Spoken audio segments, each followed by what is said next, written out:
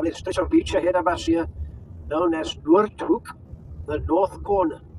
Lovely white sands. You can see high tide, the water washes right across that sandbank. Okay? If you're into horse riding, the people here own horses, and you can do a lovely 8-kilometer horseback tour all along the white sands with the lighthouse on the other side. Eh? Very popular tour to do. Nice surfing area here on your right, here in the corner over here. Remember, this is still the Atlantic Ocean, a cold water, so very seldom you have sharks around here. And coming up on your right would be the residential area of Noordhoek. It's more of a conservation area. Lots of holiday homes and retirement homes out here.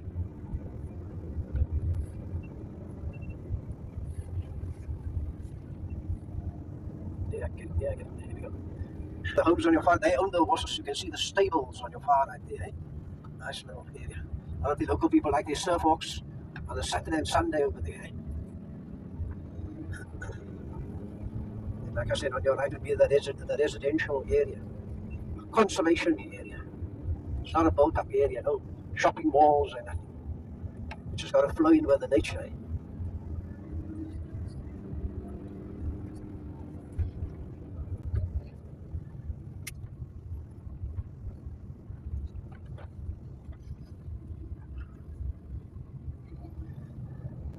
So guys, I've shared some of our own history with you earlier on. You guys must now remember that change is not going to happen overnight. And you know that education is now the beginning of everything. Eh? I just want you though to bear in mind where we come from. Now, under the old apartheid years, education was kept away from our people. I'll explain to you very briefly how that education budget was structured by the old government. And just to give you guys an idea of why we have so many problems in our country today, 70% of that budget was allocated for white education, 12% for Indian education, 10% for colored education, 8% for black education. I told you earlier on, we've got a population of 80% black getting 8% of that education budget. So amongst your colored people, amongst your black people, we are virtually sitting with a nation of illiterate people. That is now the reality in our country. Now, though it's changing very quickly, I do want to tell you, our present government now is targeting education as a means of changing this nation around. Most of our money now goes into education. So we don't have a free government education system yet. We are working towards something like that. At the moment now, about 70% of all our government schools are free up to grade 12. They'll be 18 years old. And it's compulsory up to grade 10. Then we've got semi-private government schools. They are known as Model C schools. You pay quite a high fee to have your kids enrolled over there. Private schools would be very expensive, and when kids go to university, the parents will have to pay for the university fees. Of course, lots of scholarships and bursaries to which our kids can apply if they need some financial assistance. Yeah. I mentioned to you guys earlier on, we've got a very high crime rate there. I said it is a big worrying factor, and we are definitely working on ways in which to bring down our crime statistics. But very interesting for you to know this, here in the Cape, crime differs in your various areas. For instance, in your black townships, crime would be relatively low. And the reason being that all your black townships are controlled by community leaders. Now, they are the fathers chosen by the people to keep watch over their area. So let's say you're going to a black township and anybody there will try to rob you. People living there will get hold of that guy and take him to those community leaders. And I tell you, folks, what those men do sounds very cruel. They'll strip that guy off naked, walk him down the road, and all the community leaders will give him a beating. Can you imagine what it looks like at the end of that beating? But what they are saying to us is that the laws of our country are so lenient. The guy kills you today, tomorrow he's out in the streets again. And if the law cannot look after their communities, they will do so. So what does the thief do? You wouldn't want to be caught by his community. He takes the bus and the train, makes his way to the city center, and that's where he go and ply his trade. So, folks, your chances of actually being robbed in the city center would be much greater than what it would be in a black township. Very strange, but very true. Your scenario changes somewhat in your colored townships. We've got a very big alcohol abuse problem. With alcohol abuse comes the wife abuse and the child abuse. Kids have now just lost that respect for their elders here. So we're sitting with a very big crime problem, a drug problem, and a gang problem in our colored townships. That's where most of our problems are confined to. And I'm going to share more about that with you guys later on. Very moving tour to do is the township tour. But if we do a township tour, we don't take you into coloured townships. We cannot guarantee your safety in a coloured township. And we just visit the black townships for now. Yeah. I don't know if you folk have been to Johannesburg now. Just remember, they've got a total different lifestyle to Cape Town, eh? Johannesburg is the business capital of South Africa. That's where all the money is, eh? So if you want to make loads and loads and loads of money, you go work in Johannesburg. You make money, money, money, and then you die. Yeah, in Cape Town, we don't earn that much money, but we've got a very beautiful city over here. We enjoy the beauty of nature and very laid-back lifestyle in Cape Town. We've got a saying here, please don't do today what you can leave for tomorrow. So we live less stressful lives than our counterparts in Johannesburg, and I think we live a little bit longer than them too, yeah. This area we're driving through now is known as Fishu, could be a middle-class residential area, eh? Now remember, we don't have any more apartheid. We can live wherever we want to live. If I can afford to live in Camps Bay or Clifton or Llandudno, no problem whatsoever. But your homes in your white suburbs are very expensive. People of color, we're not able to afford those homes. But with our kids now getting equal education, equal job opportunities, eh? In the next, 10 years or so, you'll see lots of people of color. That's your coloreds, Indians, Malays, your black people, moving to your previously white areas. We also spend a lot of money on our infrastructure. We want to attract foreign investment. Nobody's going to invest in the city with broken roads and potholes, eh? So our roads get resurfaced on a regular basis here. In Cape Town, I know in Johannesburg, they spend thousands of rands on signs, warning you of potholes, and we're telling them, stop buying signs, why don't you fix your potholes, you know? But they got a total different lifestyle to Cape Town here. We've got 9 provinces in South Africa, and the Cape province is always the best runner of all that 9 here. Always get clean audits for all our things that we do here. All the departments here, clean audits here.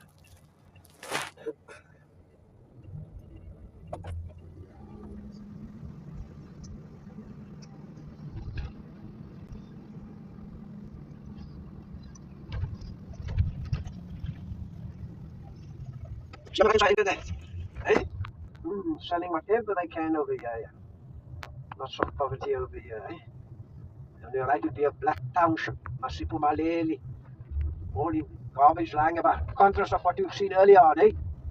Look at that. Small little homes and small little shanties in between the homes also, yeah. Very sad indeed, yeah. So people ask me about Basil, are there no benefits for our country? Yes, there are benefits. I'll share some of the benefits we get in our country with you guys. If you work, you contribute to an unemployment fund. And if you lose your job, you draw unemployment for the next 9 months only. Right? They pay you 30% of your basic wage. Now, also remember, people coming from the neighboring states, if they haven't contributed to that fund, they are not entitled to draw unemployment. They've got to work for 2 years and contribute to the fund before they are entitled to draw unemployment. Old age pension at the age of 60, that's our retirement age. Every South African citizen who hasn't contributed to a retirement fund or to a pension fund, they are entitled to a government pension of 2,200 rands a month. We've now also introduced a child grant. Lots of single parents around. So if the father's not supporting the child and the mother's not working, they can draw a small grant of 550 rands a month for each child from 4 to 18 years of age. Then healthcare. If you work, you normally contribute to a medical aid fund, and you're entitled to private hospitals and private clinics. But if you cannot afford a medical aid, we've got about 8 of those main state hospitals all around the Cape over here. Yeah. But now, instead of everybody flocking to those hospitals, the idea is to build clinics or day hospitals in the townships. So people go to the clinic and they receive their medical treatment over there. But if they need an operation done, those doctors at the clinic would give them a letter of referral. And with that letter, they can then go to the main city hospital to have their operation done over there. It's also not free of charge. If you are working, you're required to pay a small portion of your medical costs. But if you don't work, they don't turn you away. They'll still help you out. And lastly, we've got a minimum wage of 25 rands an hour. The lowest paid workers are the farm workers. They earn about 6,000 rands a month. 6,000 rands a month would be about 300 euro a month. Eh? Your average wage would be about 10,000 rands, and 10,000 rands would be about 500 euro a month. Of course, your professional people earn much more than that. Yeah. Okay, so we just started off where we started this morning. We saw middle class residential area, Sea Point. Then we went into the upmarket areas of Camps Bay, Clifton, Llandudno, Bantry Bay, and then we saw across the hill there, a shanty town. We've just passed a black township now. Here on your left-hand side is a so-called coloured township. Now, those homes were built in 1964 by the former government, and then 2 years later, when District 6 was declared an area reserved for white people, they moved some of the coloured people from District 6 to these homes over here, and they would then pay a rent to the former government. Eh?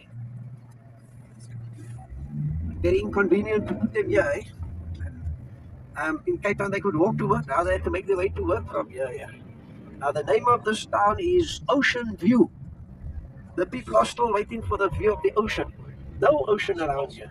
I don't even expect a tsunami to take place in the near future, but no ocean. Eh? And it will rule over the people's eyes over here. I also explained to you that under the old system, colored people enjoyed a little bit more education than black people. So colored people could maybe get better jobs or earn more money, build better houses. So you can see your style of housing in your colored townships a bit better than what it would be in the black township. Eh? What's happening now, many black people are moving from the black townships into colored townships. I myself, I live in a colored township, Mitchell's Plain. I've got lots of blacks living as my neighbors. So it would be more mixed in areas like this than what it would be in a black township itself. Yeah. And then last I spoke about the Malay slaves that came from Java. They followed the Islam faith and they were classified as colored. So wherever you see a mosque, to the right of that school there's a mosque. See? That will tell you it is within the so-called colored township.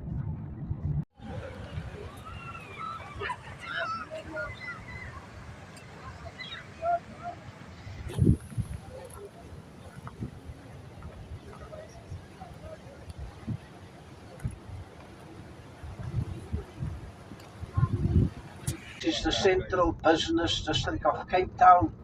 So everybody comes to work here, but at night time you can see they all go home. And this becomes a dead city. And we don't recommend you guys walk around alone at night time. It's not too safe to do so. And then also we've got a very big child abuse problem in the township. So kids run away from home. There's some places of safety for R5. They can have a meal and a place to sleep. So the kids are always begging for money. But if you give them a R5, they don't go to those places of safety. They buy glue and they sniff the glue. And they sleep in the doorways and alleys. So please, whatever you do, don't give kids money around here. We're just trying to work out a system with the hotels whereby there's going to be coupons available for you. Purchase a coupon for R5, keep it on you. And if the kid comes to beg for money, give him the coupon. And he can go to any shop, they'll only give him a pie or a hot dog, but nothing else, eh? And that way, you know, you won't be able to buy the glue. But for now, just avoid the lonely places at night time on your own. The waterfront, very safe over there, lots of security. But around here, rather walk around with a group of people, but never ever on your own. Yeah. Crime is crime all over the world, eh? You can be robbed in any country. It's just that we want to make you aware of the fact that you mustn't be too relaxed here in Cape Town. It may happen to you here too, yeah. Anyway, guys, the end of your day with me. Thank you so much for allowing to show you the beautiful Cape. Also, thank you for allowing to share a little bit of our history with you. You guys must enjoy the rest of your stay and don't forget to come back again in the near future. Eh?